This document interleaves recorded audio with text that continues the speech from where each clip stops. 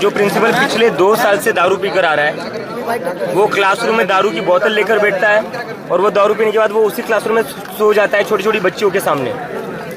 और उसके बाद भी उस प्रिंसिपल को आज तक निकाला नहीं गया था।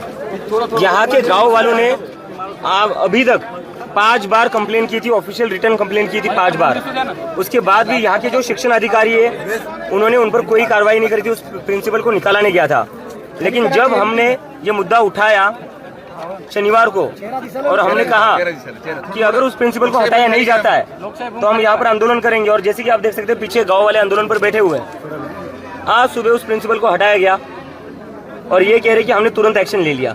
2 साल तक सो रहे थे आप लोग।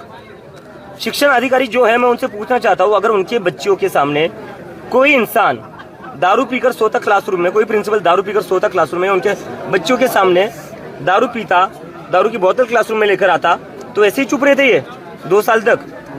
ये जितने भी ऑफिशियल्स है एजुकेशन डिपार्टमेंट में काम करने वाले, ये अपने बच्चों तो प्राइवेट स्कूल में भेज देते, बड़े बड़े प्राइवेट स्कूल्स में।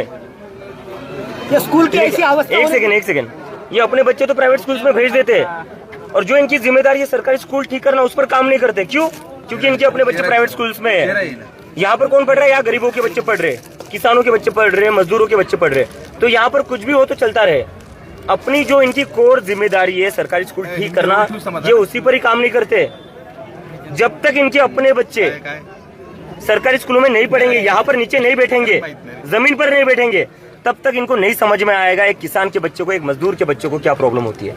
इनके बच्चे बड़े बड़े स्कूल्स में बेंचेस पर बैठते हैं, यहाँ पर बच्चों को बेंच नहीं बैठने के लिए, नीचे बैठे हुए बच्चे। किसी शिक्षण अधिकारी के बच्चे, किसी भी एजुकेशन डिपार्टमेंट में काम करने वाले ऑफिशियल के बच्चे नीचे बैठेंगे जमीन पर? करोड़ों की फीस भरकर जाएंगे, लाखों की फीस भरकर जाएंगे, बढ़िया से बढ़िया स्कूल में जाएंगे।